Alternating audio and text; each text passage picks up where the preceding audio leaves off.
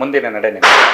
ಸದ್ಯಕ್ಕಂತೂ ಯಾಕಂದ್ರೆ ನಾನು ಪ್ಲಾನ್ ಮಾಡ್ಕೊಂಡು ಹೋಗಿದ್ದು ಒಂದು 2-3 ತಿಂಗಳಿಗೆ ಈ ತರ ಇಲ್ಲಿ ಇರ್ತೀನಿ. ಸೊ ಹೀಗಾಗಿ ನನ್ನ ಎಲ್ಲ ಜೀವನ ನನ್ನ ಸ್ನೇಹಿತರು ನೋಡ್ಕೋತಾ ಇದ್ರು, ಅವ್ರ ಅಕಾರ್ಡಿಂಗ್ಲಿ ಎಲ್ಲ ಮಾಡ್ತಾ ಇದ್ರು. ಈಗ ಸಡನ್ ಆಗಿ 3ನೇ ವಾರಕ್ಕೆ ಬಂದಿರೋದ್ರಿಂದ ಎಲ್ಲ ಉಲ್ಟಂ ಪಲ್ಟಾ ಆಗಿದೆ. ಅದನ್ನ ಸರಿ ಮಾಡ್ಕೋಬೇಕು.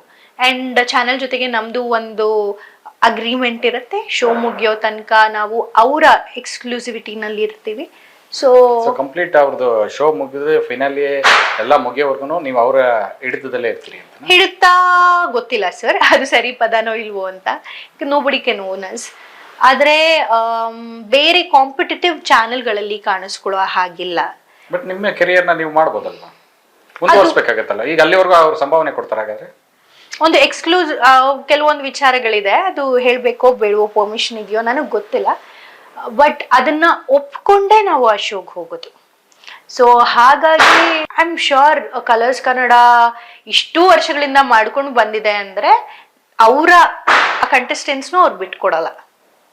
ಒಂದಲ್ಲ ಒಂದು ರೀತಿ ಅವರು ಕೂಡ ನಮ್ಮನ್ನ ಕಾಣಿಸ್ತಾನೆ ಇರ್ತಾರೆ ಅಥವಾ ಇವೆಂಟ್ಸ್ ಕೊಡ್ತಾರೆ.